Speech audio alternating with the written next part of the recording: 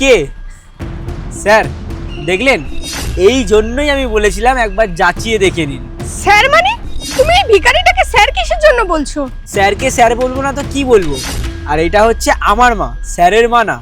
আর পুরো সত্যিটা তোমাকে তাহলে বলেই দিই। আসলে চলো মা, তাড়াতাড়ি যেতে হবে। আরে পুষ্কর, কাকিমা নমস্কার, ভালো আছেন? হ্যাঁ বাবা। এই আপনাদের বাড়িতেই যাচ্ছিলাম, তোমাদের বাড়িতেই যাচ্ছিলাম। আসলে আমার কাছের লোক বলতে তো তোমরাই আছো। আসলে আমি বিয়ে করছি পরের মাসে। বিয়ে করছো হঠাৎ? হ্যাঁ, একটা মেয়েকে খুব ভালোবেসে ফেলেছি।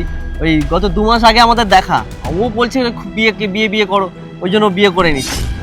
কিন্তু দাদা ভাই একটা কথা বলবো, আমি তো তোমার ভাইয়ের মতন একটা ছোট্ট অ্যাডভাইস দিতে পারি।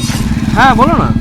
দেখো, তুমি এই কিছুদিন আগে বলে রিলেশনশিপ হলো আর এখন বিয়ে করছো, তো এমনি হঠাৎ করে বিয়ে করাটা কি ঠিক?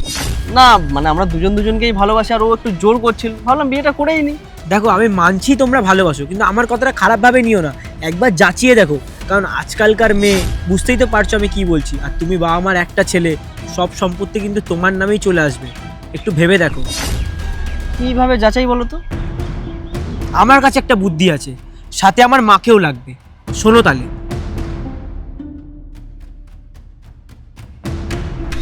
বুঝতে পারলে?